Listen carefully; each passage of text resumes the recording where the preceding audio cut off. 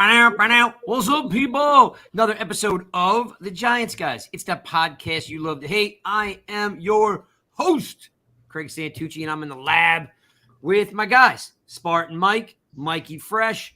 We have some things to talk about, gentlemen, because all sorts of cool things are happening with draft boards, guys getting cut, guys are getting new contracts. Russell Wilson goes for peanuts. Of course, yeah. All sorts of things are happening. You know, when you think it's not happening, something's going to happen. So thanks for tuning in. I see you guys jumping in the room right now. Appreciate you guys. What's up, Jake? Another episode of Giants Guys. We're live on Twitter. We're live on YouTube. So for any reason you're putting the kids to bed or you're out banging, girls in the bars and you're having drinks or you're walking the dog, whatever you are doing, you'll see this tomorrow on the Giants Guys YouTube channel, and you can check us out there. But for you folks, better get in here and bring me some questions. What's up, Chris? And let's start off, gentlemen. I'm sure by the looks on your faces, you're well and you're ready to talk Giants. Would that be a good assessment? Yeah. I'd say so. I mean, my stomach's a little less churned from the last 5 years. It's like, like a month after the crappy seasons, I start getting a little bit more excited for next year, and there's still problems looming for the Giants. Big, serious things they got to fix, and a lot of things we need to see cleaned up coming down the pipeline, and players have got to step up. But you know what? At this point, I have nothing to do but be hopeful and stop worrying about things. So I like it. What about you, Fresh? We haven't seen you in a couple of weeks. How's your mindset? Good. I mean, it's funny. You start getting excited for the next season, unfortunately, in October and November in recent history for us. So, starting to look at drafts and things like that. And I think that, it's always a wait and see approach, right? Like even moves that you make in the moment, whether it's a free agency signing, whether it's a draft pick, you can really like it. But, the true time to evaluate a draft is really 3 years later. I mean, after the 2018 draft, we felt really good, I think, even after the rookie seasons, right? Yep. After the rookie seasons of Barkley in the first round, Hernandez in the second round, a Lorenzo Carter, I believe, was a third rounder. You feel really good about those guys after year one. But then look at the 3-year look back, fast forward a few years, and now we feel horrible about the 2018 draft. So, I mean, you got to really give it 3 years to marinate, to really evaluate a draft class. So no matter what happens, even fast forward a year from now, it's going to be hard to make a bold statement or a bold proclamation. But I think for us, it's all new. And, it's been that way for the last few years. Every 2 years, a new coach. But this is the first time that it's a head coach and a GM that are really, really linked at the hip. They were working together the previous few years. It wasn't a situation where, you get rid of a coach, but you have the same GM like we've done a few times. This was a clean sweep. So we'll see if they can kind of hit the ground running with the philosophy of the team and the roster building. Well, it's the first time we've brought in how many people from outside the organization. We got people from the Chiefs and the Bills and the Ravens. I mean, we're bringing in guys from outside the organization. What's up, Jake? What's up, Mason? What's up, Chris? And for the record, Craig, it almost looks like Mayor's kind of taking a step back into this role where he almost feels like, you know what? Even though I got these Super Bowl rings, I don't feel like my, guidance has provided results for the team the last 5 years. He almost looks like he's fully giving into management, new ideas, kind of getting away from this mold of what he thinks the Giants should look like, how the organization should be run, a little bit more classical in terms of the approach. I think he's just kind of given up a little bit. Well, look, let's say this. We've been, the Giants Guys podcast has gone through Shermer, and it's gone through McAdoo, and it's gone through Judge. We've been doing this podcast in different incarnations for some time. And when we turn a new coach, we all say the same thing, like more guys from inside the organization, right? All we can say is maybe he's just really listening to, what we're saying. And I'm not saying that you should be listening to the fans or giving into what the fans want, but I think there's something to be said for finally letting go some of the reins and listening to some other advisors. Whether that was Tisch or not, we're in the right direction. So let's do this, gentlemen. I've got a couple things I want to run by you. The salary cap today. I'm going to read you a couple notes on the salary cap because the salary cap changed today, and everyone needs to know this because tomorrow you'll feel a little bit differently than you did today. I'm going to read it right off the NFL note. The salary cap has been set at $208 million. Okay, that's an increase of $25.7 million from 2021. Good news for the Giants. Okay. The 2022 NFL league year starts on March 16th at 4 p.m. All right. The Giants have 22 unrestricted free agents, 3 restricted free agents, and 5 exclusive free agents. All right. I'm going to read you guys a name. You're going to say yes or no if you want them back. Okay. Are you guys game with that? Let's do it. All right. Let's do the unrestricted free agents first because there's 22 of them. I mean, the Giants have a lot of bodies to either re-sign or walk. We're all pretty comfortable saying most of these guys aren't coming back, but I still would like to hear your opinion on the matter. All right. First one is CJ Board. Fresh. No. Spartan. Gone. All right. I agree with you guys unless they want to bring them back to return kicks. What's up, Danny? Thanks for checking in. It's right. Fresh is in the room. He said, sup, Craig, Fresh, and Mike. Look, I'll put that up there so everyone knows that. What's up, Danny? What up, Dan? That you guys are getting some love. All right. Hey, New York Giants Mason's in the house too. What's up, man? We always go back and forth on Twitter. All these guys are jumping in the room now, so it's good to see you guys. Bring your questions. Jake's in here. Chris is in here. Tom's in here. Mason. All right. Carter. Zoe Carter. Spartan. No, in fact, him being on the Giants angers me just because it's one of those situations where the Giants have been so bad the last 5 years. We've been looking at guys like Lorenzo Carter and convincing ourselves like, oh, he's a good up-and-coming player. He's never stepped in that role. It's been too long. Move on. Fresh, what do you got for Zoe? If he wants to be a backup at backup money, I'm okay with it just because by all accounts, he's a hard worker. Just hasn't equated to him being as productive as we thought he might be, but he's a serviceable backup at least. So, all right. So you're giving him a maybe. Mm-hmm. I will say this. What's up, Mark Thompson, our gentleman from the Caribbean? I love when he checks in. Look, here's the thing on Zoe Carter. If you watched him play at Georgia, he did the same thing. He checked out in stretches. He would disappear for stretches.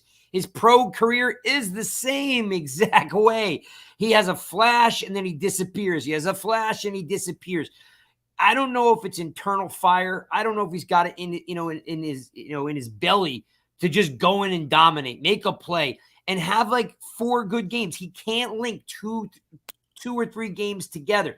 He just seems to have 1 good game and he disappears for 3. Sure, Barbados. Thank you, not Bahamas. Did I say Bahamas? I think I said Caribbean, Mr. Thompson. You said Caribbean, but we did talk about this in last week's show. Mark's always on, tells us where he's from. I know, and I screw it up every time. Mark, we are not forgetting this time. I'm sorry, Mark. It is Barbados, and I'm going to plan on coming to see you next year because Turks and Caicos, Bahamas have always been my stomping grounds. I'm going to put Barbados on there, Mark, and come see you. Thanks for checking in. All right. So Board is out. Carter's out. Croson, I mean, I don't see any value there, but Fresh. Croson. 0 value. Spartan. Waste of a 6th-round pick. All right. Cunningham. Spartan. No. Fresh. Yeah. He's a backup tackle. Yeah, I just think that they're going to bring in a lot of new. I mean, I guess you can't have too many bodies there for cheap. For cheap, sure. That's the point. You just made a great point. He's a camp body that you cannot that doesn't cost you anything. So bringing Cunningham back, and I think he filled in a couple times, like serviceably. So camp body without a doubt. I don't see any problem. What's up, Mason? Dude, I bartended in Turks. I met my ex-wife there. Wait a minute. Wait a minute. I got to put this on the screen. This is funny. All right. So here's my question. You bartended in Turks. Awesome place. I've been there 2 times. I love it. My question is, you met your ex-wife there. So is your experience there good or bad? That's my question. So we're drifting away from Giants talk. It's the away. offseason, man. Okay. Fresh Ebner. No, he can go. He's like a Joe Judge special teamser. I can't stand Spartan Ebner. Yeah, it's another one of those things where it's like I don't even look at him as a backup. He just bothers me so much in his ineffectiveness that I don't want to see him out on this team. Yeah. Okay. Ingram, Fresh. Other teams are looking at him to play receiver. We're gonna draft a tight end. I'm thinking. So I think change of scenery is gonna be good for him. Spartan. Cost isn't worth it. My problem with Ingram is that, if we want a tight end, I actually do think it's a very underrated position, but I want a guy that's a big body, that's a little difficult for linebackers to cover speed-wise, and then a guy that is too big for defensive backs. I don't think Ingram does it. He's a catching receiver by looks, but he's not actually a catching receiver by trade. He's not good at it. So he can go for all I care, and he's expensive. So we'll be saving some money. Okay. Glennon. Zero chance. No, I'm sorry. He can't come back. It's so funny. Spartan. This is a no for me too, but it's also in part because it's like, we're probably going to bring in Trubisky. I have no doubt he's coming to the Giants. Yeah, Glennon's got no place in the NFL, let alone with the New York Giants. You think Trubisky's definitely coming? Wait, don't jump the shark. Hold on. We got other guys to get through. Let's just rip through these. Hernandez, Mike. Spartan. Forgot you guys were both Mike. I have to look at how much that dude's costing the Giants right now. Again, it's one of those situations where he's been disappointing me. If the cost is there, I don't really mind bringing him back. But he's a starting guard. He's going to cost too much for the output that he brings to the table. There's no way you could bring a guy back with that kind of production. No, I feel you. But my only problem, we are so plated at the offensive line position that, I think he's a hole as it is. Don't get me wrong, but I don't think he's complete liability as much as other players could be. Believe me, we're going to have to move on to him. I wouldn't mind if they stuck around with him for one more year, but I want them to bring in talent that's going to at least compete with them. I can't stand even looking at him. Go ahead, Fresh. Yeah, he's not a guy that's that should come back. All right. Let's see. So Johnson, I'm going to go through some of these. These are all backup players. Johnson, Kreitler, Ben McKinney. None of them have any value. You know what I mean? Like they could be camp bodies, but they're not starters. Yeah. All right. One that jumps out is Penny.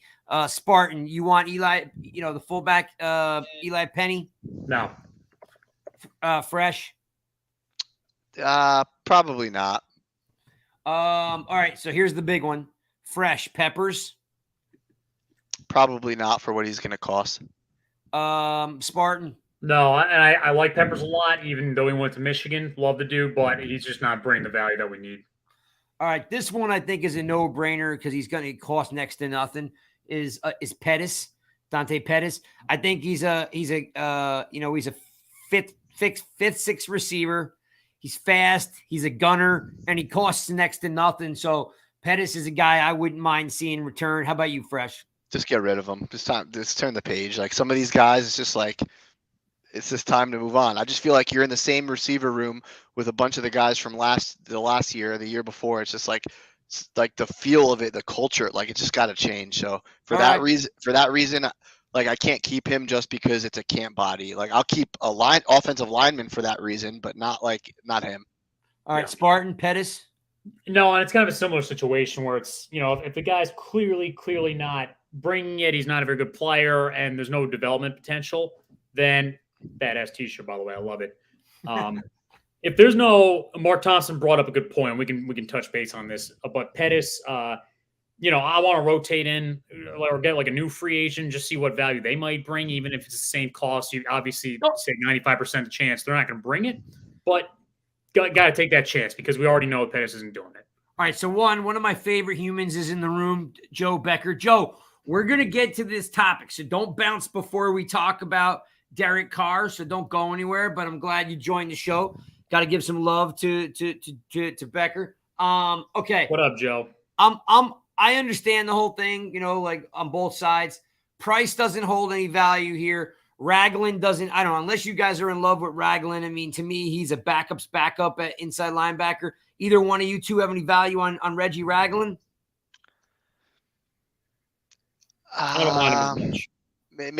Maybe. Well, it depends on what he costs. A cheap salary, sure. Well, he'd have to come back on. So the veteran minimum right now in the NFL is $900,000. It's not a bad paycheck. But he's a backup. He's a backup, and I don't like paying a guy $900,000. He didn't have any value on his last couple teams. I don't know, Spartan. You want Ragland back? I don't really mind Ragland as much. Right. I feel like there are players where he kind of comes in and actually does decent things. I don't think he's the worst player at that dollar. Yeah, I can't see it. He's slow. He's terrible, horizontally. He can't scrape. Downhill linebacker, he can make some hits in the hole. I'll give him that. But they cut Mayo for Ragland, and then Mayo went out and started for Washington and had a great year.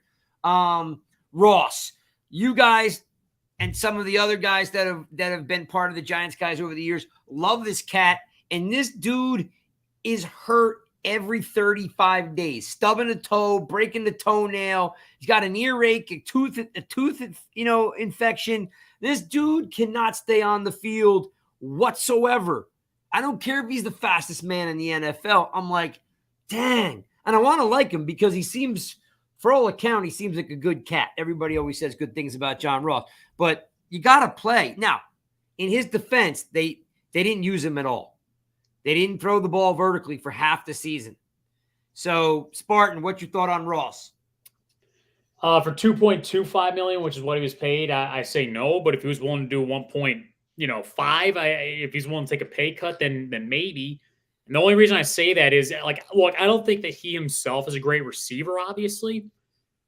But Craig, you probably know this as a former receiver. The one benefit of a super fast guy is not the fact that they can, get out and catch. It's the fact that when they're doing those seam routes, they're spreading out the field a little bit. Yeah, you're taking the top bringing some returns. Now, the Giants were so poorly run on offense last year, it didn't come to fruition. That's the only benefit I see out of the guy.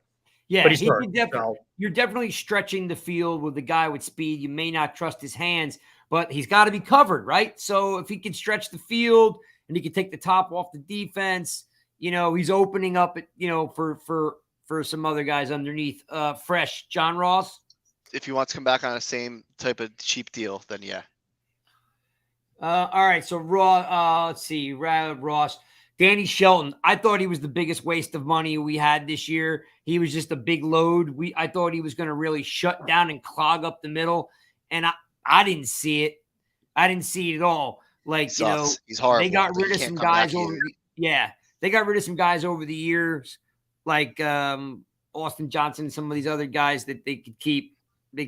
Shelton to me just it was a waste. I don't know. Spartan, you like Shelton at all? Not at all. All right. As an undrafted free agent, I mean, as a UFA, I would consider him gone. You want Shelton back? No. All right. All right. So this one has a little bit of value. I'm not really sure how much, but we're so thin at the position that maybe he does get himself, a year prove it deal as Skura. Or Sakura, depending, I guess, how you're pronouncing it, the guard. Spartan, any thoughts on Skura? Or I'm probably pronouncing it wrong. Yeah, for $990, I want him back. Again, it's the same crap. He's not going to do anything. He's relatively a liability out there. He's got a little bit of experience, though, that in a situation where you have to come down to him. I don't mind falling back, but believe me, I want that cushion room. We'll talk about the guys that we have to bring in for offensive line, but yes, I do want Skura back. And yes, Mason, Ross is paid $1 million too much. He might be paid $2 million too much because he's never on the field. All right, Fresh, you got any connection here to Skura? Same thoughts as Cunningham. You bring him back for a body at a cheap rate if he'll have it. If he makes the team. Yeah, if he wants to come back at the cheapest salary. I don't see anybody paying him. And It's not a bad gig to be in New York. I don't know. All right. So this one might be the most interesting one. Dallas Cowboys cut, Jalen Smith, and then he had a little stint at where did he go? Jacksonville. He had a stint somewhere for a couple games, and he got let go. And then he came to the Giants, and I thought he played not bad. He played well. Yeah, and he didn't know the system, and he jumped right in. I would like them to, again, for a high draft pick that he was, he's not playing on minimum. I hate to tell both you guys that. He's not going to play for the minimum, but he's not going to get paid big money. He might be able to get some decent cash for a full prove-it year, and then a new contract. To either one of you, Spartan, I'll start with you. You want Jalen Smith back? Yeah, for what it's worth. I want him back. Fresh? If he wants anything more than what we would pay Ragland, then no. So remember, Jalen Smith's a high draft pick who is a good player, where Ragland's just a 2-down linebacker. That's the thing. Ragland has no value after second down. Jalen Smith is a 3rd down, linebacker. I'll draft a guy for cheaper that'll be just as productive. Yeah, you're probably right, but I like him. I'm saying bring him back. All right, last two is Solder. I don't even need to not ask even either worth one of discussing this guy. Yeah, and he's a good guy, but it's just time to move on. Yeah, we're not even talking about Nate again. Like you said, Spartan is brutal. And the last one is Totolo. The guy got paid all this money and never did squat. Just walking papers. Either one of you want to bring back Totolo? He's a complete waste in my eyes. No, he could buy his beachfront home in Florida and just call it a career. Yeah, that's it. It's a wrap. I'm totally with that. All right, restricted free agents. These are all no-brainers, by the way. I can't really understand why they are, but it is what it is. Restricted free agents, there are 3. There's Gillespie, which is the fullback. He has no value to me. He was a special teams bring on because Judge was obsessed. Kalua DP and Parker DB. Any 3 of those guys? You have any affiliation? You said the word fullback, he can get off the team. It's not 1994 anymore, man. Yep. Nope. All right. So those 3 guys could go. And the last final 3 that will be involved with free agency here coming up is the exclusive free agents, which are Fromm, Murphy, Reed, Sills, and Williams. Just get rid of them all. Fromm's a failed experiment, man. Clean sweep. I don't want any of them back. What was it? Whatever happened with Sills, man? I mean, he killed it at West Virginia. I always thought he was like a huge come up I want Bachman back. He came on with us. I'll take Bachman back. Yeah. So Bachman, I'm not really sure what Bachman's deal is, but he's not on this list as a free agent, an unrestricted free agent, restricted or exclusive. So I'm guessing Bachman's got a contract. Yeah, I think yeah.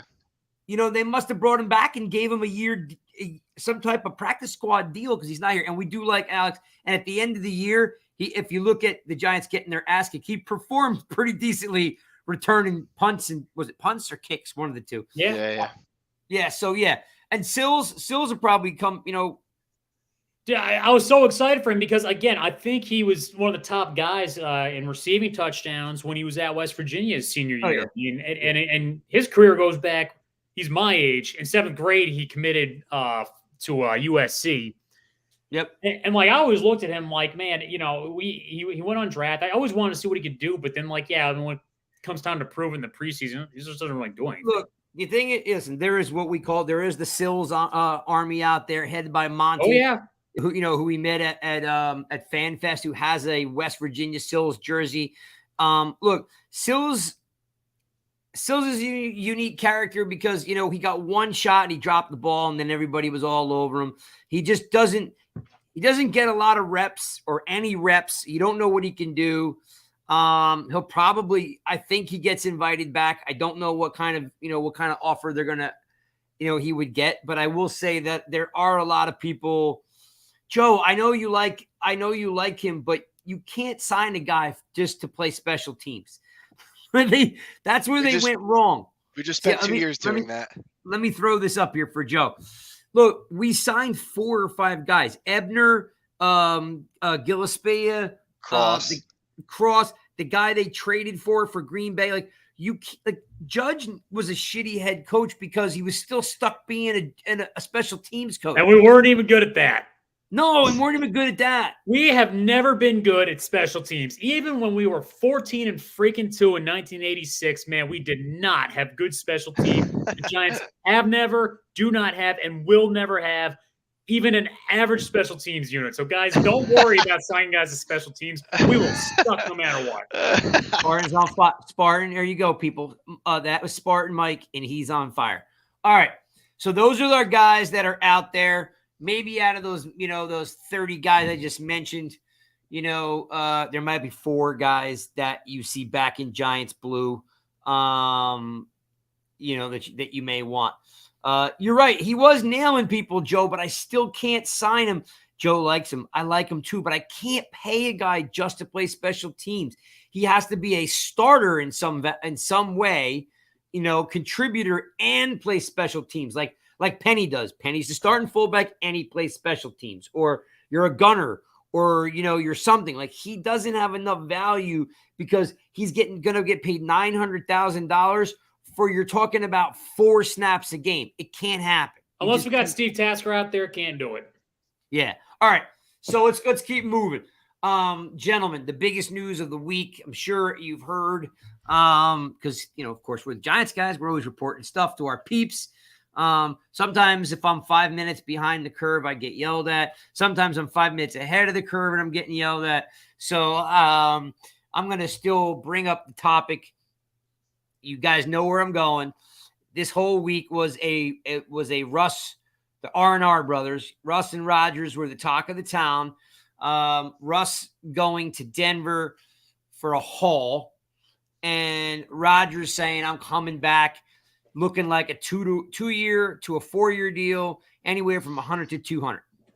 So, Spartan, I'm going to start with you. How does that affect the Giants at 5-7? Because now Garoppolo is like the cream of the crop, and there's still, 4 teams that need a quarterback. With Russ and Rodgers off the table, how does this affect the Giants? I don't think they were going to make a dive for any of those two. I mean, I think the Giants, and look, if the situation was right, there's a no-brainer that you go for Russ. And honestly, I would have given up, if I were another team, I would have given up more for Russ. I was actually surprised with what Denver was able to give up. Seattle almost gave up the same thing for a safety. Yeah, they pretty much just gave up their scrub like last few years of first-round picks. I would love the Giants to do that. Man, clear the house and get Russ. Look, but here's the problem. Russ was pretty good the last couple of years. He still had a crappy offensive line. They still couldn't win ball games, and they couldn't really quite get it done. My problem with the Giants is we are in a similar situation to that. The offensive line is so putrid. We can't possibly get any productivity at all. If we had at least had like a few guys in place, I would have said, you know what? Give the haul over for Russ. Again, give more than what Denver gave up. Yeah. The only thing holding me back from this opinion is seeing what Denver gave up. And if the Giants could have saved at least one of those first round picks and gotten Russ, then I would have probably said, go for it. I think you look at the last few years or the last few stud QBs that went into free agency, and it worked out terrifically for the teams that picked him up. Everybody always talks about the fear and not that much time. They're in the back 9. Well, Peyton Manning and Brady just won Super Bowls with the 2 teams that they went to. Fresh, I think you agree with me. Well, Yeah. wait. Let's do this though. Let's do this though. While Spartan is spot on, there's going to be a team, Fresh, that wants Pickett, Willis, or whoever the flavor is, right? Because now the only quarterback that's in play is Garoppolo. Okay, he's looking Or better Deshaun and better. Watson. What's that? Or Watson. Well, any team that trades for Watson or works for Watson is a fool because that cat's going to jail. And if he doesn't go to jail, there's something wrong with the system. Dude's a dirtbag at the highest level. And I hope they lock him up because as a dad of a girl, I hope they throw away the key on that cat because he's a dirtbag. You hear me? He's a dirt bag. And I don't care that you guys are all like crying in your milk over Deshaun Watson. Wham! No, I'm not. I agree with you. Look, it's also the NFL, and nowadays, especially, there's a lot of woman fans. You can't do that. You can't make the sign and say, well, it's only civil lawsuits. It's not legal lawsuits. Not going to fly this day and age. Can't do it. Well, Seriously. I do think that we'll have to see what happens Friday, but with his proceedings. We will. But this is we're talking, and I don't want to get too deep, but we're talking 20. If it was like sometimes they do pop up, and it turns out it's a lie. Sean Oakman's career got screwed because of it. It absolutely happens. When it's 20, though, I don't see this playing out well for. Either way, back to the issue at hand with the QBs. To Craig's point, now the dominoes have fallen. Spartan, I'm going to throw this up on here because someone just made another good part, which is Thompson too. So Wentz is getting dealt from Indy to the commies, and that also changes some things. I mean, right now you're sitting on some really unique spots because New Orleans and now Seattle and Carolina, potentially still need quarterbacks. One of them will be in play for Garoppolo. There's got to be some of these. Oh, and Pittsburgh, sorry. And Pittsburgh need a QB. Are the Giants – I don't know, Mark, if Wentz deal complicates things because I never really thought Washington was in play to draft one of those guys. That was just my opinion. I think this is about Pittsburgh, New Orleans, and Carolina. Atlanta at 8. Seattle at 9. So Atlanta, I don't think is ready because they, yes, I don't think Atlanta wants any of these guys. And tell you the truth, Matt Ryan still throws a nice ball and they suck not because Matt Ryan sucks. You know what I mean? Yeah, but he's got a year left. So if they get Willis to sit behind Ryan for a year, potential, but they don't have to move for that to happen. That's what I'm saying. That in play is Panthers at 6. Atlanta at 9. Atlanta at 8. It was Denver at 9. Now it's Seattle at 9, still in play for a QB.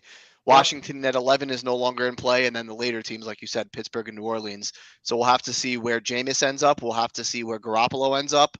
No one cares about Winston. Did you just say Jameis Winston? Well, yeah. If the Saints sign him, then then they're not in play for one of these quarterbacks probably. Winston sucks, and I'm just saying.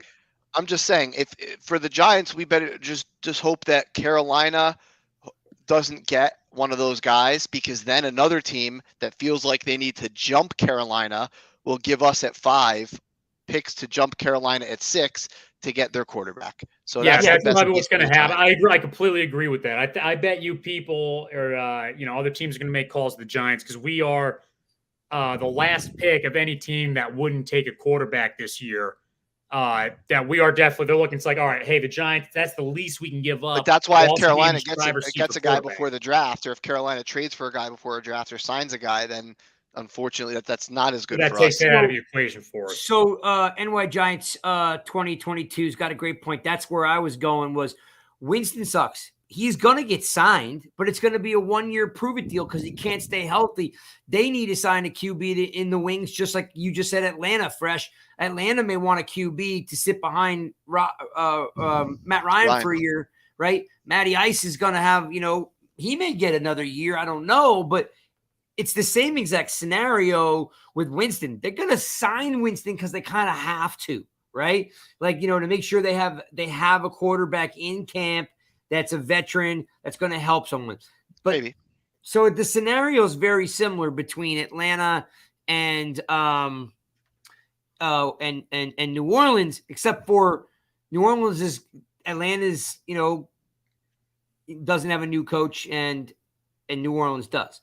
So, and they don't have Winston signed yet. He's still a free agent. Yeah, well, they're just going to let that dwindle out there. No one wants Winston, right? I mean, because like I said, if they want him, he would be the first guy to snatch up, but he's hurt every year. Yes, and Matt Ryan has a $48 million cap hit. It's the largest in NFL history. That will all work its way out because Ryan could probably still play another 3 years, where Winston can't stay on the field ever, and he throws 30 interceptions a year.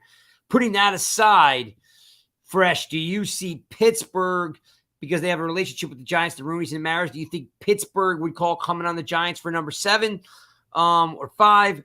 Or do you see even a dark horse? Is there a dark horse in here fresh that would want to move up to get Pickett? If somebody falls in love with, I could see someone falling in love with Willis more than Pickett, just because of the natural athlete and the raw ability. But maybe Minnesota is a dark horse if they have a new coach, if he just like wants to like get his guy to sit behind Cousins. But I don't know, Pittsburgh to jump up that high to 5 or 7 if they're not sold on one of these guys, it seems like a big jump. But because think about it, Pickett plays in the backyard. He's a hometown hero. Yeah, I don't know if that really carries that much weight for Pittsburgh, to be honest with you. They never really drafted in that manner. Maybe. I mean, who knows? I personally think it's going to be a tough situation if a team doesn't fall in love with a quarterback. Then we're not going to be able to trade back, and it's going to be a shitty draft to trade back because players ranked from like the 6th pick of the draft to like the 35th pick of the draft are literally interchangeable. Same quality. Mr. Like Chicken, the guy on Twitter, he talked about that the other day too, and it was a blown out tweet that was completely correct, man. It's like, it goes from just top quality to just average. Yeah. Here's the thing. I think, too, we're also buying a little bit of what average is. Like, yes, there are some – it is really top-heavy with very polarizing players, right? Think about it. Tibbs was the number 1 rated player coming out of high school. Number 1, right? And then you get Neal. A guy that big shouldn't be that fast and that strong, right? It's very polarizing. Icky turns out to be like the most polished guy, great interviewer. Like you're right. It just happens to be very polarizing players.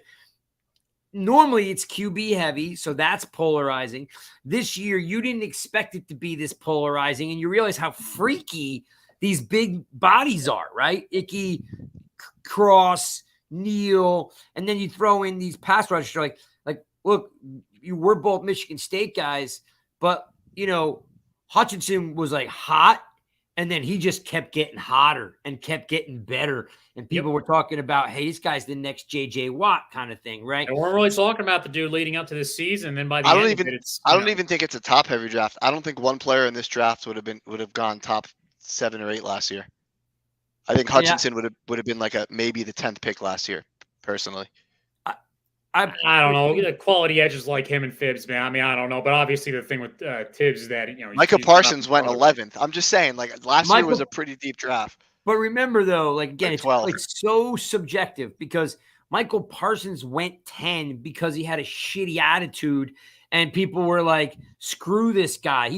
He went 10 because nobody was sure if he was. Yeah, but if you look at the players, though, like Rashawn Slater went 13. Like, he'd be drafted at probably ahead of any one of these guys in this draft. I just those quarterback quality too, man, because it was so rich last year that people were willing to jump and everything like that. Like, it depends on what you need, right? Year to year. Like Neal would have been just as good as Thomas or good as Becton.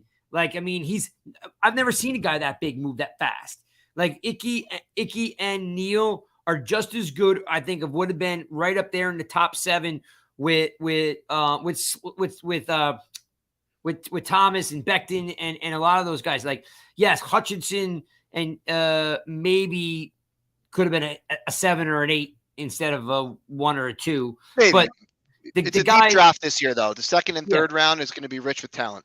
And it's just it's a different type of draft. That's all it is, right? Yeah. It's just different. I don't want to say it's better or they wouldn't. There were no edges last year, so it's hard to gauge, man. Like, teams might have an edge need, but obviously if there's no top guy there, they're not going to draft an edge, right? But the game changes a little bit when you got like quality edges in the draft. But I will agree with you, Fresh. Last year's draft class was more stocked than this year's. I mean, you're but this one's deep, though. You're going to get guys in the 3rd and 4th round this year at certain positions that are probably 2nd round talents.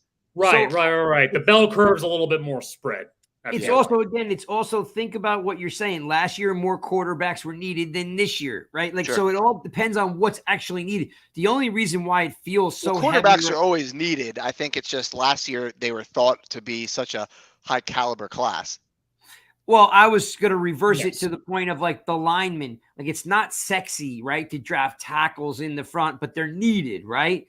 So, like in 2020, when you get Becton and Thomas and those guys, like I think that Aquanu and Neal are just as good as those guys, right? Like, so And in that year, people were like, yeah, we need tackles. They're going to go, all 4 of those guys are going to go in the top 7. Like last year wasn't like that because it's like opposite. 1 year tackles go, then the quarterbacks go. The next year, it's a mixture of tackles and quarterbacks, right? Yeah. Like, so it all comes down to the need of the teams. And right now, it just so happens that a lot of teams need tackles, and they don't need quarterbacks as much. They need them, right?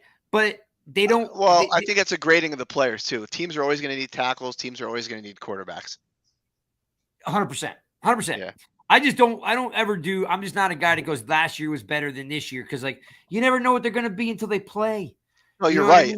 That's I'm just saying going on like the grading and the projections of like what experts and scouts will list and stuff. I think that if you mesh the 2 drafts, like it's very likely that nobody from this year gets touched in the top 8. Penny Sewell last year is like one of the most eye-opening offensive tackle prospects I've ever heard of, right? For 2 years there, it's like that's the only name you heard. Yeah. Now Evan Neal is a very, very good prospect too, but yeah, I don't think his name rings the bell that like Sewell did, for example. But again, it's all subjective. So to Craig's point, you got to see how they play. Because I totally think a guy that big, that fast, that mean, that strong. He's going to be a stud. Yeah. No. All right, let's keep moving. No questions asked. Let's keep moving. So Russ and Rodgers are off the board. There's definitely we have. I would have given up that for Russ too, by the way. Definitely. Yeah, 100%. I'm with both of you on that. The key, if I understand you both correctly, the key is New Orleans and Pittsburgh. Don't know if that'll happen, but we do know they're going to be in play, and then maybe there's a dark horse like Carolina. So let's talk about what the Giants have on their plate right now. 2 players are on their plate that are very talented, fan favorites, and get paid a lot of money. Both these players could potentially start on any other team in the NFL, and we have them. But we have a money issue with the New York Giants. So let's start off first with Fresh. Bradbury, kind of had a down year last year. Might have been the scheme. It might have been, that everybody else got hurt. I mean, we lost a bunch of DBs last year. He was playing. He's a zone guy. Maybe they played too much man. I'm not really sure why he had such a down year, but he did, and he gets paid a ton of money.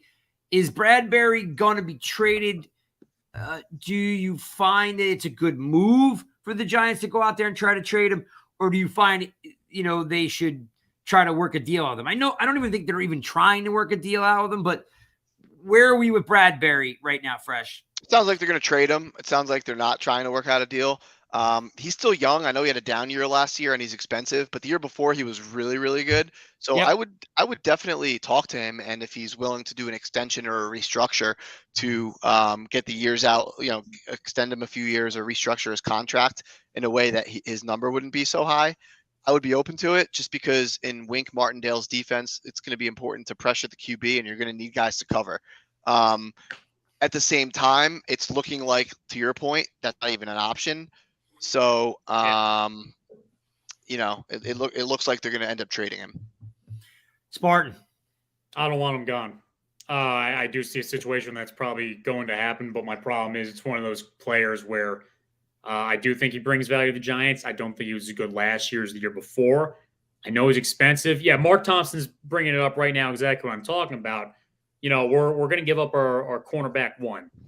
Cornerback is top 4 most important position in football.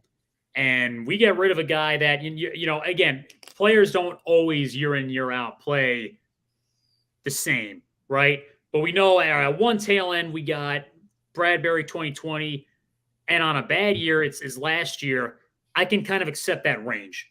I don't want to see him go. We can't overpay the dude, but, I don't want a third for Bradbury. That's not worth it. We're not going to get value out of it. Well, that's what they're going to get. That's what they're going to get for him with his cap number. Like that's so what? It's a third, and then basically we just save money. Yeah. Yeah, you're going to have to have we're going to piss it away on some other free agent. Most free agents we have, aside from him and Martinez, are bust. So I So- don't want to do Yeah, it. but that's a lot of money, though. That's the thing. Yeah, so let understand me jump in real quick on the Bradbury thing. Here's the way, like, there's two things going on with Bradbury. Is you are giving away your one. I have a problem with that too, Spartan, because, you know, I've said a million times that the Giants never, ever have all-star, all-pro, whatever you want to say. They never have elite corners, right? They have good ones. They usually have two good ones, though, when they win Super Bowls, right? And that does make up for it. I always find we have two nice corners. Like, you know what I mean? Bradbury has the potential to bring, Pro Bowl caliber play to the table like he did in the year before, but he's getting paid so much money that, like, you're really in a spot where you got to find a trade partner that's going to eat some of that money, right? Take it off the Giants, books. And then if you find a trade person, you find a person to dance with you, you're stuck without a corner one. So it almost leaves you with, oh, crap, now I got to draft one. And you're not drafting a corner with the first pick. Or at least, and again, even if you get the cash, you have to win on that next free agent signing. Then they better come back and they better be better than what Bradbury was. That's tough, man. I don't see that being more than a 50% probability. Yeah, and I think Fresh is right. You are going to get a third, but here's so Chris is bringing up the point, and, like, while it's a good point that Tavon Young got released today by the Ravens, it could make sense because it's a wink guy, right?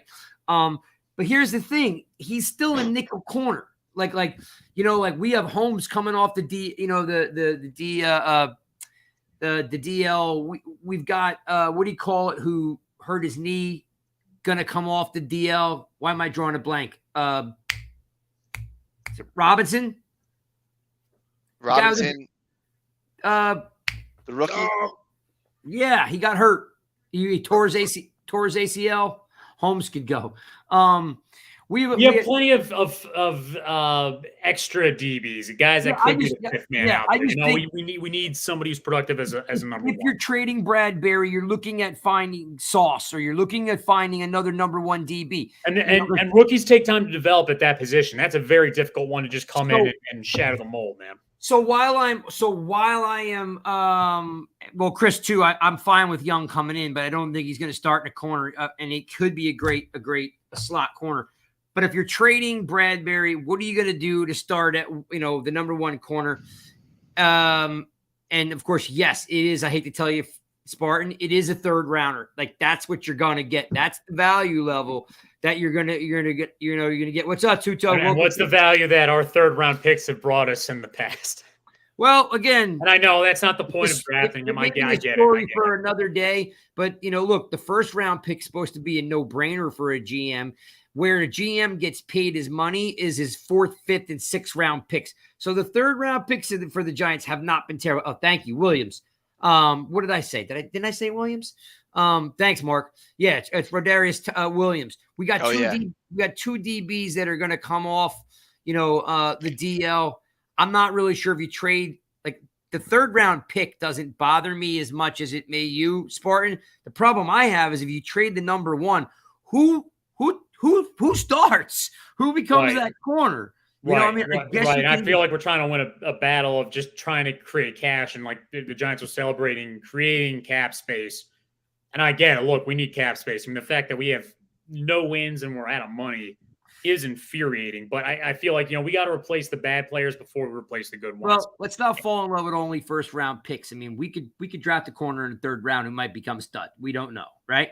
All right, let's keep moving. The second player is Martinez.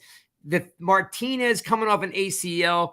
I like, Zane, our partner in crime. He was saying how he didn't want Martinez. He trash talked him, and in the minute, we got on the field, Martinez shut him right up. He literally shut the run down at 136 tackles. Top 3-4 tackles in the NFL. Didn't they say he'd rework a deal though? Yeah, I thought they already agreed to it. Yes. So the great thing about Martinez is that he wants to be a Giant. He has said he wants to be a Giant, and he's willing. It's amazing how many of these guys want to be Giants. I know, right? It's crazy. Well, again, there's a lot of things that go into it. I think a lot of people want to be Giants because they like Shane and Dable. I mean, if you still have Judge and Gettleman, I don't know if you get the same reaction. Okay. I mean, a lot of these guys were bought into Judge. I mean, whatever you want to say about him, it's over with now. But year one, they bought into Judge. In year two, they were like, "What's going on?" That's true. By the end of year two, they were definitely saying, "All right, now, and like Joe's got a good point. Like, look, it is New York. It is in New York. There is a lot of all-field money and opportunity. Look, I did it with the Eagles for years. Between cell phone plans, car deals, restaurant deals. There's a lot of off-field money. It's New York. It's got a lot of cachet to it. If you can make it in New York, right? You can make it anywhere. It's a whole New York. They're not gonna get that McMahon. The mid-round picks aren't gonna get like McMansion out in Summit, New Jersey, right away. Though, you know what I'm saying? There's a cost to it, but of course, if you can make it 4 years with the Giants and get a second contract, you could buy a house in Summit or Mahwah, wherever you got to do. So you got to make it. You got to make it past your original rookie contract. Point being is there are guys that want to play for Shane. There are guys that want to play for Kafka. There are guys that want to play for Dable. And Martinez is one of them. He may look at Wink and be like, "Oh, this is cool." And remember, he was due almost $14 million. So he's probably, I don't know for sure. And yes, he is, it's more than a rumor, Mr. Thompson. He is restructuring. I don't know if that would be the word. They're going to have to add a year contract on $14 million, add another year on. He'll have 2 years, and then he takes a 50% pay cut. So he gets 7 this year and 7 next year. Same money that they promised him, but you have to add a year on, and the Giants save $7 million a year. So that's most likely what's going to happen. He's getting 14 this year. They want the 7 back. So they're going to add a second year on at 7. So he'll get 7 this year and 7 next year.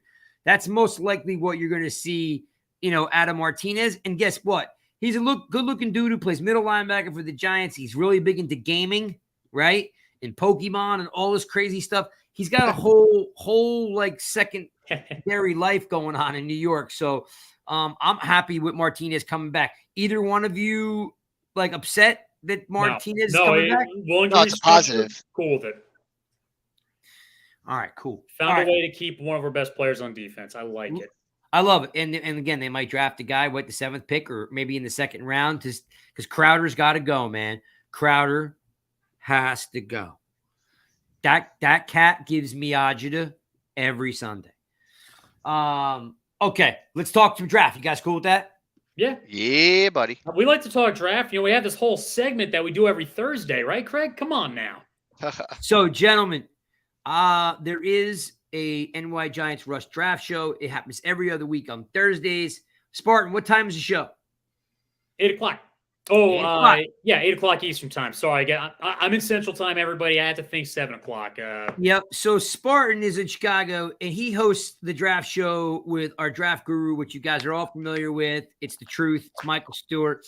And John Esposito, who was going to do offensive lineman this week, took a piece of glass in the eye, right above his eye. Has to have eye surgery, so our prayers are with John. Yeah, wish him well on Twitter, guys, if you got a hold of him. Yeah, if you see John Esposito, he was supposed to come on the draft show tomorrow, and he was using a wet saw, and he, took a piece of shrapnel in the eye, so he's getting eye surgery. So we wish him the best. He's one of our guys. So the maestro, is filling in.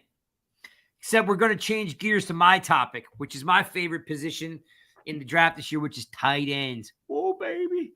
So look, I wasn't prepared, but now I am prepared because, look, I've been watching film, doing notes. So we're going to do tight ends tomorrow for all you draft, especially. I don't know if Chris is still in the room. I mean, I see a ton of you guys in here. Jeff, Joe, thanks for all coming. Giants 2022. Oh, there's Chris up there. Chris, tomorrow, I'm the guest on my own show. Funny, right? And I'm gonna do tight ends. But right now, Fresh, I got a question for you. Yeah, what's up? So, are you familiar with the NFL Network? Yeah, why? Of course you are. What happened? Because you're a football guy. Of course you're familiar with the NFL Network. There is a Giants fan who is a intricate part of the NFL Network. Do you know who that is? Who's that? Peter Schrager. So, Spartan, you're familiar with Peter Schrager, right? Schrager's the man. Yeah. All right. So, Schrags, big Giant fan, comes out with his top 5 today. Who's going to be the top 5 picks? This is what Schrager says. He says that number 1 off the draft board is going to be Ekwonu. Number 1 pick. Then he said Hutchinson at 2. Then he said Neal at 3. He said Walker at 4, which blows my mind because I like him, but not at 4. And then, of course, he throws in, just makes me crazy, that the Giants are going to pick Sauce Gardner at 5. What the bleep? We cannot draft a cornerback. Now, he is the best corner. There is no doubt. Why? Because Jones has no linemen and no linemen in camp right now. Right now, fresh, if the season started today, it doesn't. But if the season started today, we would go into camp with no linemen. None, 0, zip, zing, zilch. There's no linemen, no healthy linemen on the team. You cannot hope and pray that a 4th, 5th, and a 6th round pick make it all at one time and start when you have no linemen. Now, if I had a line in place, sure, go right ahead. Draft 4, 5, and 6 linemen and let them battle it out. But you don't have any linemen. So what does that mean? So when we pick a lineman in the 4th, 5th, and 6th round, guess what they have to do? Start. They all have to start day 1. Rookies who are 4th, 5th, and 6th rounders, they have to start fresh. We can't draft a corner with the first pick. Can I say one thing, Craig? No, you can't. No, God damn, man. Look, I for the most part of everybody in New York Giants Rush probably agrees with you more on this offensive line situation. My only thing is and this is only an if, I don't think this is going to happen, but if Ekwonu and Neal both go before the Giants have that 5th pick, I think Sauce is the guy, unless one of those edges slides. And then at 7 is then we start figuring out what to do with offensive line, just because I do feel like there's the 2 top guys. I mean, after that point, I don't know. You see what your words are? Figure it out. We can't, for the love of God. Figure it out means I'll watch some YouTube videos tonight and get a little bit of a better idea of what I want. We haven't had the offensive lineman show yet, all right? But I know that Neal and Ekwonu are the top guys. So listen, Walker is jumping up in a lot of people's boards. He's a riser after the combine. So I definitely thought Walker and Johnson would go like 8, 9, 10. At the end of the day, like I said, after the top couple players, picks 5 or 6 through 35, it's like you're going to have people looking at them and ranking them all completely differently. So you don't reach to take a position, man. You just don't do that. You cannot do that if you feel that Gardner is on another level than those other linemen. If you think there's a drop-off after those 2, if you think your Pennings and your Crosses of the world are not in the same, it's a significant drop-off, you don't have to wait to the 4th, 5th, and 6th round. You could draft them in the 2nd and 3rd round. You just can't reach. You guys all buy into this crap, right? So listen to me. I'm not saying that I have Gardner rated, by the way, higher as my highest available there. I'm just saying you can't reach. You cannot say we have to take a lineman no matter what. Because if you have 10 other players ranked ahead of a lineman, why would you take a lineman that's, in your opinion, significantly lower in the pecking order of talent? You're basing your entire not argument, but your debate on what analysts rank players. No, I'm saying if your rankings, yes, because here's the Giant, as the GM of the Giants, the third best offensive tackle in college football. Okay, if I take all the college players, okay, this column is all the college players. This column is the offensive lineman. Okay. The 3rd best offensive lineman is still the 18th best college player in football. But I don't give a crap if he's the 18th best player in college football. He's the 3rd best offensive lineman, and I can plug him in to protect Daniel Jones at camp.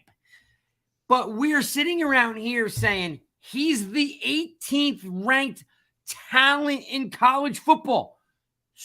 I don't give a shit. Well, here's why let me my rebuttal to that is, so if you're the 18th ranked player and you're whatever position, right? Then there's let's say a 60% chance of you reaching a threshold worthy of a top whatever pick.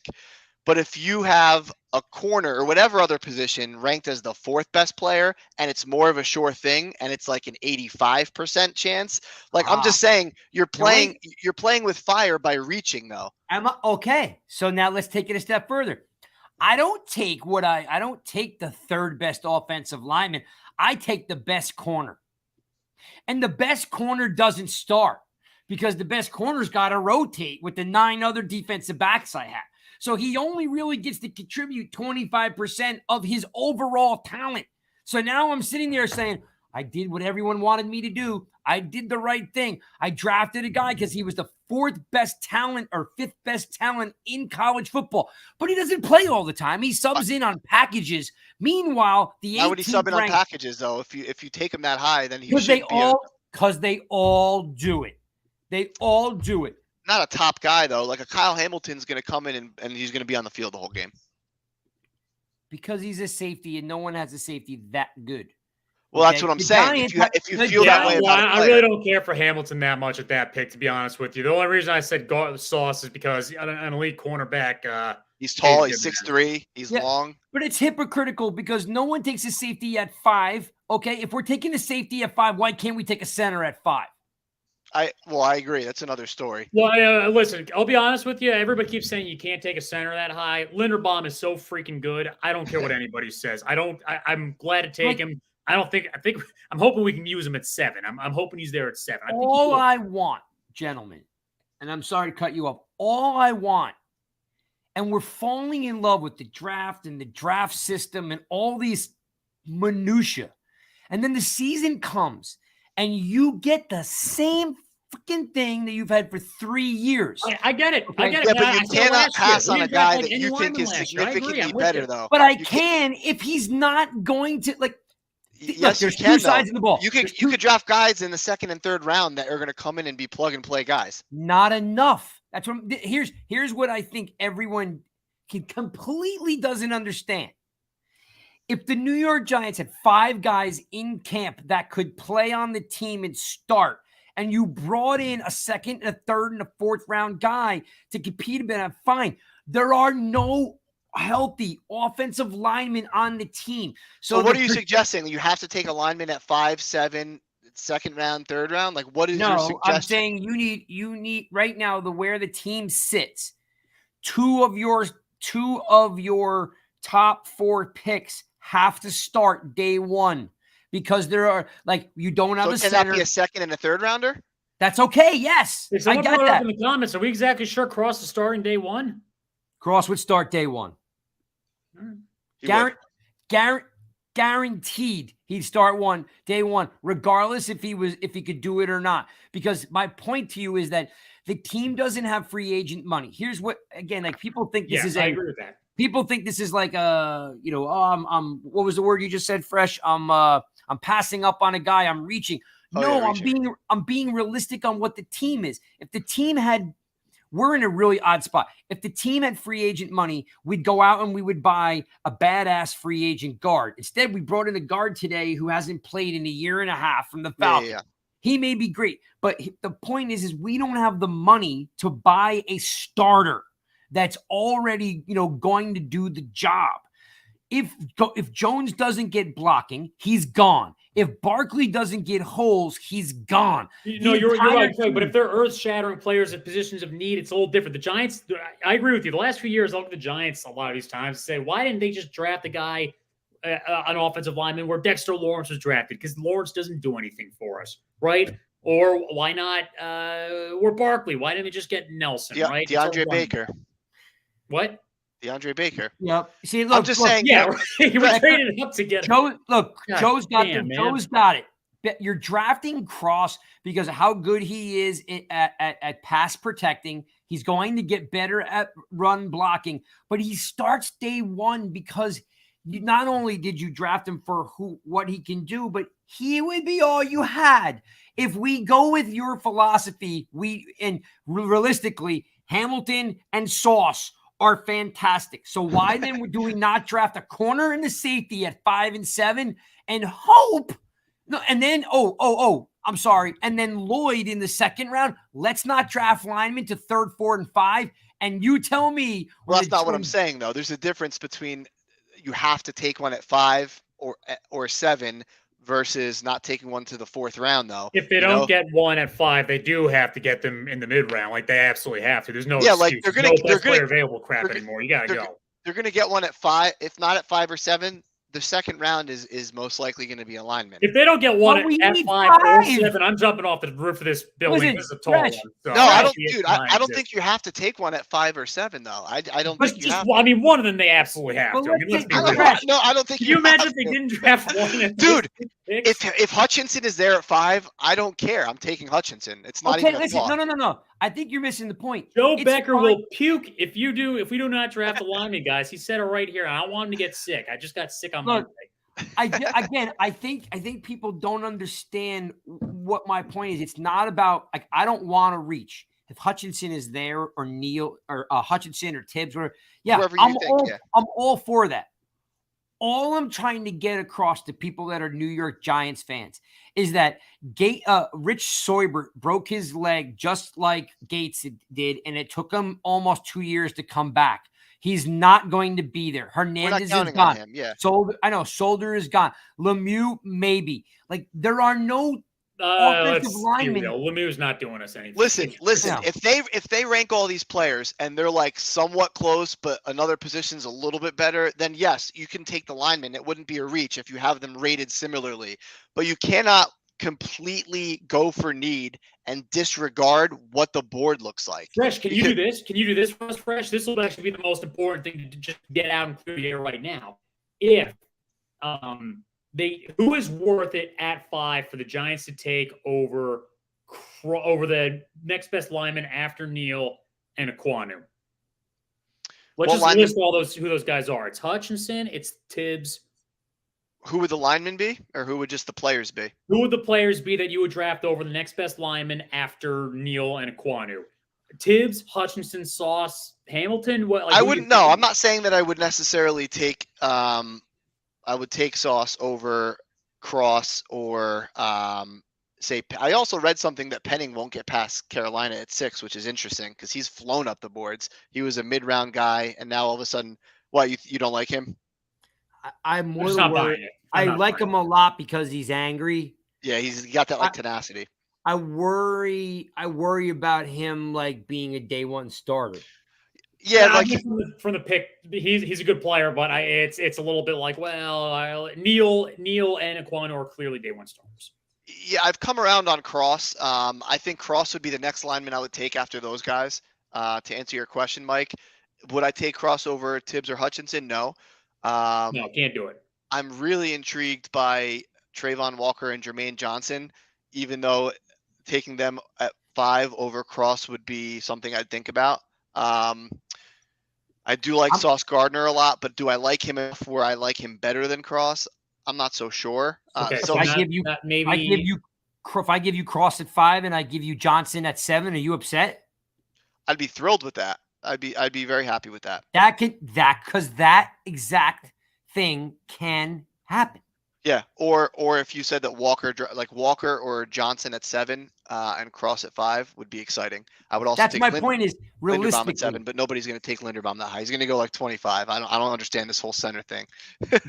because he's no. It's because not he just gets the freaking job done and he's elite. Yeah, I don't care if they say positional value, but that's crap. Because if you look back at the last 20 NFL teams, a lot of them had Pro Bowl centers on them. Yeah, but none were drafted higher than 15. That's all right, though. But you know what? He balls out. Everybody's saying who said we shouldn't draft the Nelson over Saquon are now saying that we should not draft Linderbaum that high because he's a center. I agree with you. I agree with We you. have a by the horrible way, I'm on the same page. He's one of the best center prospects. Then ever. we shouldn't be drafting Hamlin because no one takes a safety that high either. Yeah. And by the way, I don't agree with that positional value stuff. So I'm with Linderbaum at 7. Okay. I am 100% fine with Cross Linderbaum, Cross Johnson, Cross Walker. I'm okay with. All I don't want to happen is when we get to the 3rd round, when we should be drafting a badass 1,000-yard tight end, and we're just starting to draft offensive linemen, and we're going, I sure hope these guys work out. No, but I think that there are going to be guys that you're going to see available in the 2nd, 3rd round at interior line guards that can play. Guards, yes. Yeah, tackles don't slide usually. Falale, that guy, if he's there in the 2nd round, I think he could be there in the 2nd round. So if you drafted Penning, you would start him day 1? I mean, he to me scares the crap out of me. I wouldn't take Penning at 5 or 7. I'm just saying I saw something recently that was like a GM told somebody, oh, he won't get by Carolina at 6, which is interesting. I know I don't view him as a guy that's like as talented as Cross, because Cross was the best pass blocker in the country. Like better than Neal, better than Ekwonu. You're just projecting that Neal and Ekwonu, because of their athletic ability and bodies and their versatility too, is why they're ahead of Cross, because they could play tackle or guard, where Cross is strictly a tackle because of the way his body is and the way that he plays. So I don't think Penning is in the same grouping as Cross. Just want you to know, I don't care really what they do at 5. If you want to know the truth, like if they went defense or if they went sauce, so be it. All I'm saying is that yes, you can't build a team with only your 1st round picks. Only, and this is what I'm going to emphasize this so you kind of clearly know where I'm coming from. Only because there's no lineman on the team. Right? But I'm just saying, think about what I'm saying here. Under normal circumstances, if there were 5 linemen on the team, I would say you could draft an offensive lineman in the 2nd, 3rd, and 4th round, and they would compete against the guys you had already there. That's not the case. The lineman you draft with the 2022 draft will start, okay? Depending on a 4th, 5th, and 6th rounder, or a 3rd, 4th, and 5th rounder to start is such a stretch, especially when you look at the statistics on how many guys even make it to a second contract in the 4th, 5th, and 6th round. So all I'm saying is if the Giants had free agent money, they went out and got a couple guards, I'd go like this. Give me Sauce, give me Hamilton, give me Lloyd, no problem. But because there's no lineman on the team, I don't want to have to depend on a 4th, 5th, and 6th round guy starting, because it's not 1. I would need 3 to start. There's 5 linemen. The only healthy lineman on the team right now is Price. Thomas, well, they're not starting 4 rookies, so they're not going to start 4 rookies. It's going to be Thomas and probably 2 rookies, and then probably another guy that they have or a guy that they sign. Well, you got Lemieux and you got the guy from the Falcons, right? But again, you still have Thomas is hurt, Lemieux is hurt, Gates is hurt. I don't know if they're bringing Skura back. Who cares? Billy Price. Like, you really just have to figure out that you have to come away with 2 plug-and-play guys. 2 guys in this draft have to start. Yep. Yeah. That's all. I don't care where you get them from. If you're telling me 100% that the 5th and 6th round draft picks are going to start. No, it's going to be 2nd and 3rd or 1st and 2nd or 1st and 3rd. For the record, Fresh, I'm 100% okay with that. All right. Cool. So feasibly then, back to the first part of the conversation, you could go Sauce at 5 and Cross at 7 and Devin Lloyd at 7, and then have a 2nd round lineman and 3rd round lineman. Hypothetically. No, they won't be there. I'm playing devil's advocate. Cross and Linderbaum will not be in the 2nd round. No, not those guys, but I'm saying starters. If you're saying you have to get starters, then it could come from the 2nd and 3rd round pick, and the first 5 and 7. But you need a tackle. Most of the 2nd round, 3rd round picks are all interior guys. Understood. I'm just saying hypothetically. All right, let's keep moving because we're almost out of time. All right. Last thing is, They did sign Matt Gono from the Falcons today. He's 6'4", 305. He's a Jersey boy, believe it. Santa Minson down here by me. So it's kind of cool. Yeah, I know Mark Thompson dropped that in there, or maybe it was Joe. But it's very cool to see. I love watching local guys. Yeah, Bredesen, Mark, Bredesen and Martin. I don't know if these guys are going to come back. I know Billy Price is going to come back with first round draft pick, at one time. Price is going to come back. I don't know if Bredesen is going to come back, and I don't think Martin's coming back. Just that's me. And Price may be trash, but as a first round pick, they're going to bring him back as a body, right? So, all right. Last thing would be free agents. Do you guys have any free agents that you think you want or that are affordable? Is it even on any one of your radars, or you haven't even gotten there yet? I haven't gotten there just because the money hasn't been there. Trubisky. Okay. Real fast. Chris says Bredesen's still on the books. I don't know what his dead money is, Chris, but you're right. He may come into camp. All right. Trubisky. Here's my thing on Trubisky. The Giants brass, they will make a mistake if they overpay for him. He was not good in Chicago. Let's keep in mind, I hated this guy from scratch because he only started 1 year of college football. The last time he started a game was his senior year of high school. He sat the bench, and not everybody is successful. Most quarterbacks are not successful without touches and reps. That's why I think Pickett, regardless of what he does, starting 4 years makes him a very mature quarterback. I think he's going to be okay. He could be David Carr. He could be Kirk Cousins, kind of a thing. I mean, Trubisky's been in the league 3-4 years and he's already on his second team. I know they like him, but they can't overpay for him. So he goes to system. He's a backup. Jones gets hurt. He's a similar guy to Jones in terms of athletic ability. Let him compete.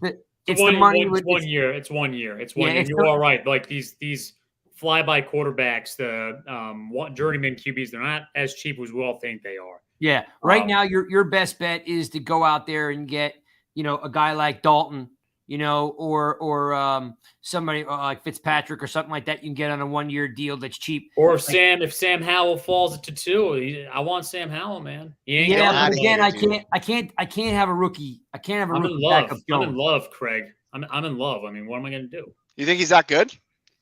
Yeah. You're starting to sound like that. Best in the draft.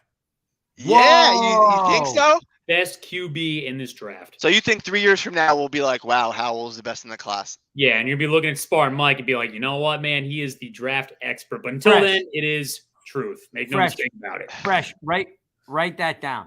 I will. Because it'll be on YouTube. So that is shocking to hear. So I'm. None of the other guys are that great. It is what it is. It's like pick your flavor. This draft is a pick your flavor draft. It's like we could be talking about these guys. You might have a guy that I think is the 30th best player that they draft at 5. It's just like it's a really unique draft. Giants need. Let's close the show with this. This is for you, Spartan. I'm putting this up on here. So the Giants need a backup quarterback. Trust me. Well, we're gonna have to just put some stock into what you're saying, but Mark Thompson brought up the fact that Mariota wants to start again. He's going to come cheap. Dalton's going to want a chance to start. He's going to come cheap. The only guy that's not coming cheap is Trubisky because he's 25 years old. How much is he going to want it to be to compete for a starting job? I don't know. The number I heard. He might go somewhere else. He might go to Indy. I think Indy's going to make. Oh, you know what? I wonder if Indy trades up to get one of these guys. I don't know. Their owner's impulsive. Oh wait, you know what? Just dawned on me. Was impulsive. I'm gonna open up this can of worms for next time, guys. For next week. One is I could see Indy trading for Willis. I could see that happening because Willis is projected to go. He might go in that 8 to 12 range. I could see Willis going to Indy. With Indy making some moves, and I could see Derek Carr getting traded too. So there are some. So this will shake out to be a fun draft. That's Spartan Mike. That's Mikey Fresh. I'm your host, Craig Santucci, and I've been on here way too long. And we're the Giants guys. We're live on Twitter. Thanks for Giants 2020, Mark, Tom, Joe, Chris, Mark, another Mark, all these guys, all you guys that jumped in here. I'm trying to scroll through them all. Thanks for coming in. Jeff, the other Mark, Tom, Tuto from Italy. Thank you. All you guys jumping in. Thanks for hanging out. This is another episode of The Giants, guys. We got big news coming up. We're going to be doing something really special for high school football players with Leonard Marshall. We've got some interviews coming up. We are going to broadcast live throughout the draft. And guys, we're going to put you on the show. Every one of my guys is going to pick 5 of their best Twitter followers, and we're going to put them live on the broadcast. That's right. So hit up your favorite personality, whether it's Spartan Mike, whether it's Mikey Fresh, whether it's The Truth, whether it's Zane, whether it's John. Hit up your favorite guy and be like, yo, I want to be on the Rush Draft Show. So hit those guys up. And for everyone out there that I owe posters to, I swear I have them sitting right here. I apologize. I'm such a slacker. End of the show. Thanks for tuning in. We're out. Peace. Peace.